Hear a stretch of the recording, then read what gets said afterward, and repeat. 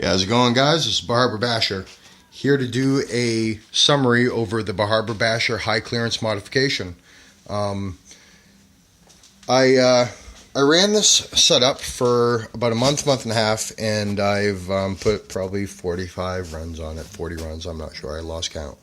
It's held up excellent. That's going along with my D-Hawk setup. I have the HD bevel gears. I did my Barber Basher modification to the pinion gear, and here's a look at it, guys. Bearings are a little shitty, but I already knew they were.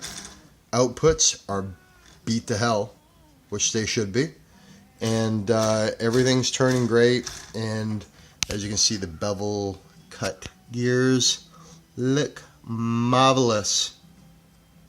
They look really great, guys. Pinion looks awesome.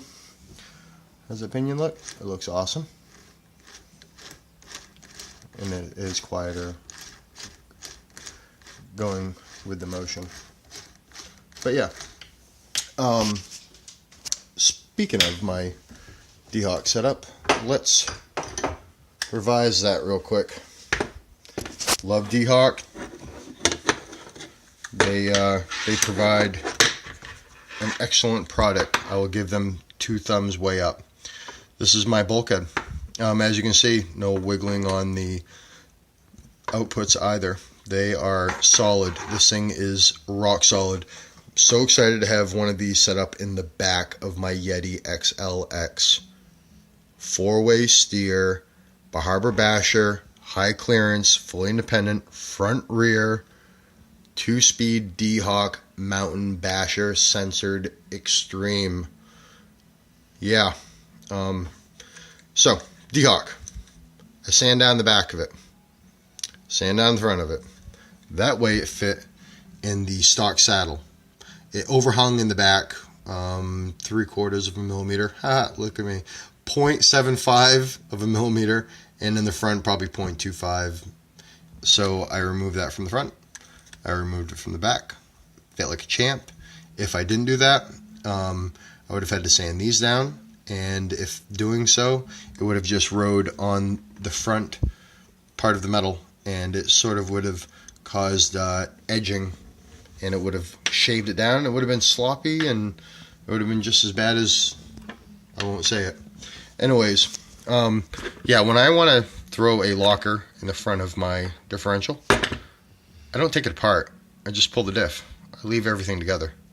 Hopefully that saves you guys some time. Took me like, I don't know, 8 minutes. So, yeah, getting to the Barber Basher modification. What we need to do here when we do this, fellas, we get some light on the subject and a pointer. So, what has to happen is all of this has to be removed. This saddle used to come up, right up along the edge, then feather back down, and this was memory 3/16 maybe. But anyways, it needs to come down to a point. And the center needs to be brought right up to the ridge, and then feathered out to the outside edges. That's basically it. The front doesn't need much modification, even though I did. You'll always hit in the rear before you'll hit in the front. I'm pretty sure of that. I did it a little while ago, guys, so forgive me. Oh, wanted to mention also, with the D-Hawk setup, I decked the bottom of it so it fit in these saddles tighter also. And I also put RTV sealant. I think I might have already went over that, but if I didn't, I want to make sure that you guys get it. A little extra time. Take your time. Don't squirt a lot out. Get a syringe, like I got over here. Heat it up, bend the tip. This has actually got liquid electrical tape. Duh. Anyways, that's how you do it.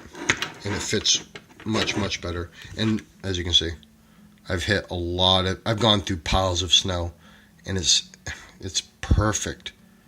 It is absolute perfect. So happy. Haven't looked inside of it for a while, guys. So that's gone over. We went over the saddles inside here. But what's the big part? Well, after I did some trial and error, I figured out that the inside of the hubs need to be shaved ever so slightly. Just a little bit. And I also added the D-Hawk steel number 25, 125 millimeter CVDs. And they are pretty stout. I'm pretty happy with them. I'm happy with everything I get from D-Hawk. You know, even the bolts that they send for all of their products.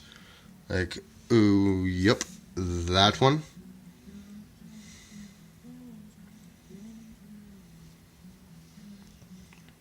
Never mind, guys.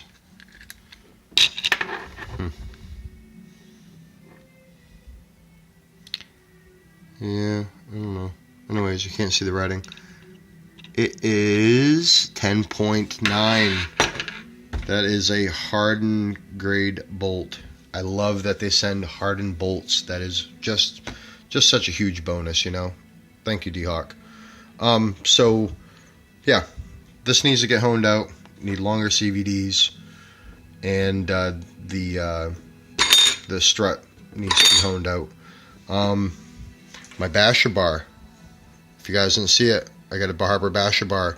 It's tapped up through the bottom, through here, the outside. Yep. They're gonna get washers, and then through the middle. Yep. What, through the plate? Why wouldn't I? Really ties this thing in a major way, guys. I really like it. I'm gonna run it, and I'm gonna give you guys a synopsis over it. Also, I'm going to extend studs up through here, and I'm going to tie them in laterally to my shock tower. I'm going to be doing away with these little rinky dinks. I'm going to have something there that will really take some punishment, guys. Front impact absorber. Great invention by Barber Basher. Just took some of my leftover snippings